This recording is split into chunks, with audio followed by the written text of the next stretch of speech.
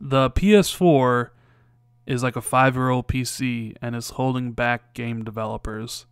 What's up, guys? Randall Thor 19, the man with the million, back again with another daily video, and this is going to be a test case to see all the people who actually just look at the title of the video, which is a quote I took directly from the game developer, and then actually post a comment without actually watching a video.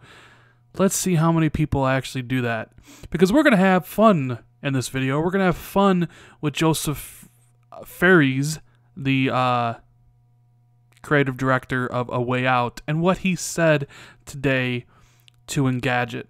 We're going to have a good time with this thing. So, A Way Out, which happened to make my top 10 for the top 10 games played this, at E3, game that caught my attention. Looks like a grown-up version of Brothers. He was talking about the game to Engadget, and he was talking about, the game's graphics maybe not necessarily be perfectly polished, and the animations aren't always smooth, but he goes into this tangent, which I thought was interesting. It's true, interesting, but, it's more rhetorical, and it got a lot of people upset today, right? As normally when someone says something about someone's beloved console, people get up in arms about stuff like this.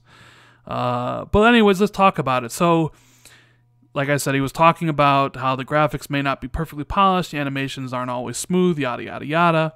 And then he says, "You want the honest truth? This machine is not so strong as you think," Fares says, pointing to the PS4 running his game. "This is like a 5-year-old PC. If consoles were as powerful as PCs are today, you would see all different games. Most of the work developers put out there is to make them work on consoles." Oh boy, this got a lot of people up in a tizzy. But I mean, at least they got to kind of break down what he's actually saying. The machine is not as strong as you think. It's like a 5-year-old PC. Well, okay, so what year is it? It's 2017, okay. The PS4 came out in 2013. That is 4 years ago. Now, of course, it's probably using parts from 2012 to build for the system for 2013.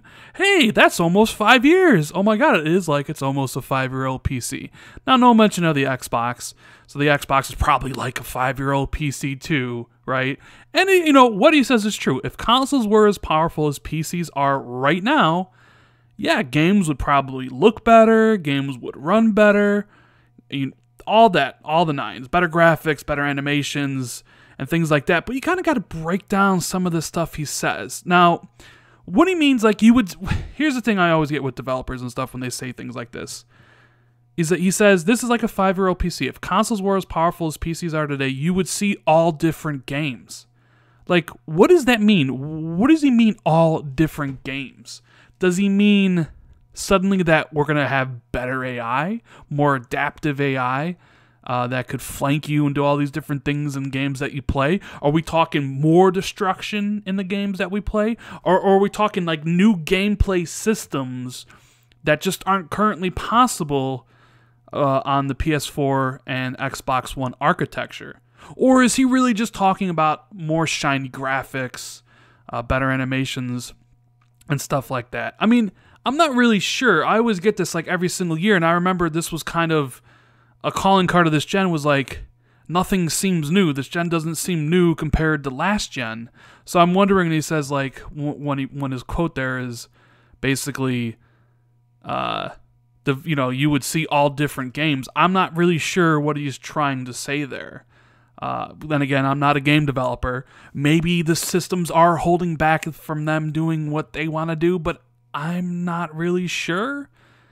Either way, the reason the PS4 and the Xbox One are built the way they are built is because their moderate specifications allow a certain price point. In the case of the PS4, $400 at launch. The Xbox One, $500 at launch. Now, the Xbox One was just on sale for $200 and $250. The PS4 is $250. So their modest specifications allowed a consumer price point that on the PS4, 60 million people bought, and on the Xbox, around 30 million people bought, which created a huge market for a bunch of game developers to target and make money from, right? Now, if a developer wants to push the entire envelope, graphics, processes, animations, all that stuff, they can do so. They can target the limited base of the high-end CPU and GPU systems out there. You know, they basically would be targeting a segment of a segment of a segment of a niche. But in that case, it probably isn't very economically viable to do so. Which is why you don't see it happen, which there aren't many games like that made. Which is why consoles kind of exist in the first place. It's kind of that happy medium where the games can be really good, especially from a first-party developer, but they're built in such an economical, feasible manner where many people can adapt and spend $200 or $250 on a machine that they just can't spend $1,500 on a high-end PC. So that's why you see game developers make games for consoles, right? And even still, if you want to get like more into it, the games that kind of push the envelope, you know, if you want to talk about pushing the envelope in different types of games, whether it's like AI or whether it's gameplay systems or mechanics, it's the indie games that are really pushing that type of gameplay stuff. The indie games are where the creative freedom is at, right? The AAA productions are just basically pushing graphics. You know, the 4K, the 60 frames, which helps out a lot with gameplay, but they're always just pushing more shiny stuff at you. Look how this game looks. Look at those explosions. Look how awesome it is. Look at all this volumetric smoke, right? And that's what that's what the AAA stuff is all about. It's all about presenting you the best of the best, but like graphic-wise. Because most of the AAA games out there are all basically the same. Because AAA games can't take those risks because there's too much money invested in them. Now, on the flip side, like I said, the indie games, they're the risk takers. You know, there's not a lot of money invested in it. Those guys don't have to answer to shareholders or whatever or try to get the most bang for their buck. So there's a lot of games out there that push the envelope, that necessarily aren't have to be graphical demanding, but do different types of things. So I just saw this guy's quote, and it's like, well, he's telling the truth. For one, the PS4 is a 5-year-old PC. I mean, it was made in 2012, released in 2013, but had a modification, but had, you know, moderate specifications so it could sell to millions of people. So he is right in that sense, and I mean, hopefully nobody takes that as a dig because it's just like the Xbox. The Xbox is just as old, and what? I mean, I guess if you want to dig into current gen, or not current gen, but like mid-tier stuff, what are we at? Like the PS4 Pro? What would that be considered? A 3-year-old PC? And then the Xbox One X would be considered a 2-year-old PC? Or is the PS4 Pro a 4-year-old PC and the Xbox One X a 3-year-old PC? I mean, the thing is, like, you can never catch up to PCs. Technology moves so fast that by the time a new system comes out, it's already obsolete. But that's okay, because they build these things with consumers in mind so that's affordable. Like, the high-end PC market is a niche of a niche, right? The console market, not necessarily so. They're trying to sell 100 million consoles to PS4s, and they're not going to be able to do that selling those things at $800. They're going to be able to do that because the system's going to be $200, that mass market price.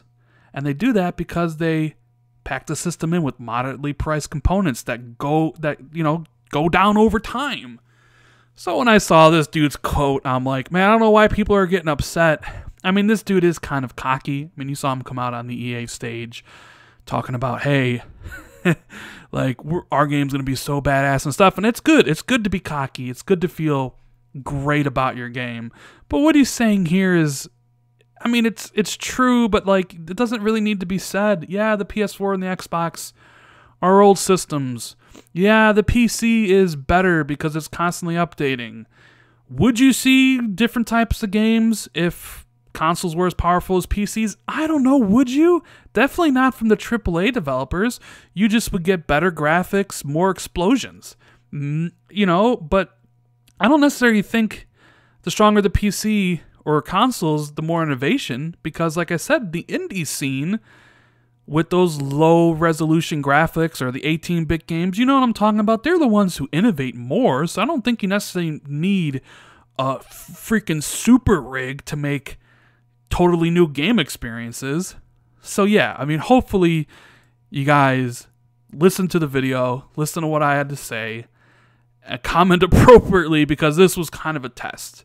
I used this dude's quote as the title because I wanted to see how many people just look at the title and comment like idiots. Anyways, guys, I hope you enjoyed the video. If you did, please like, share, and subscribe if you haven't already. And I'll be back tomorrow or later today with another vid. Later, guys.